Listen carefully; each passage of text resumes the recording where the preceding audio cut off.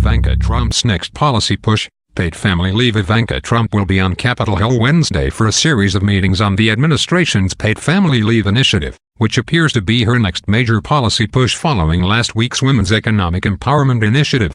The daughter and top advisor to the president will meet with Republican Senators Bill Cassidy, Joni Ernst, Mike Lee and Marco Rubio to continue discussions on the issue, a White House official said. Paid family leave is part of Trump's American Working Families portfolio, which has included other initiatives such as vocational education and workforce development.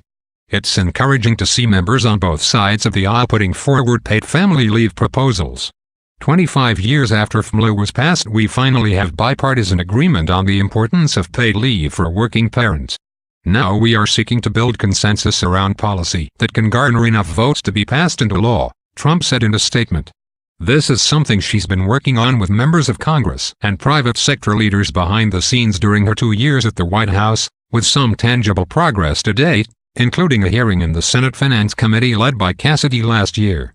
She spoke about her father's commitment to pro-family policies on the campaign trail, including during her remarks to the Republican National Convention in July 2016.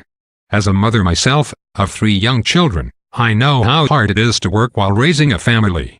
And I also know that I'm far more fortunate than most. American families need relief. Policies that allow women with children to thrive should not be novelties, they should be the norm, she said at the time.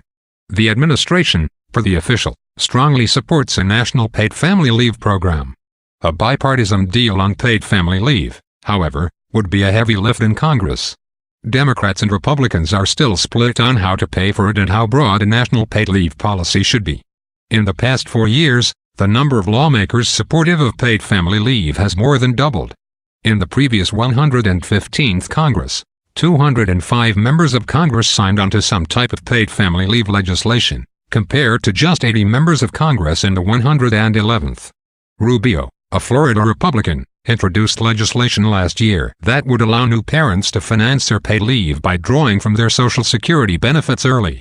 And Democratic presidential candidate Senator Kirsten Gillibrand, DNU, has sponsored the Family and Medical Insurance Leave Act, Family, which would give 12 weeks of paid time off for men and women and applies more broadly to those who are taking care of a family member with a serious medical issue. Democrats reintroduced the Family Act on Tuesday.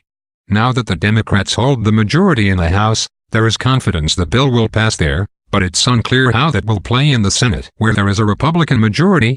At a Tuesday news conference, Gillibrand was critical of the Republican version of the bill because it only supports and covers new parents, not families at various stages in life. The senator told CNN she was willing to talk with President Donald Trump about the legislation. She insisted she would be willing to meet with any Republican who wants to discuss the policy, and had already met with Ivanka Trump.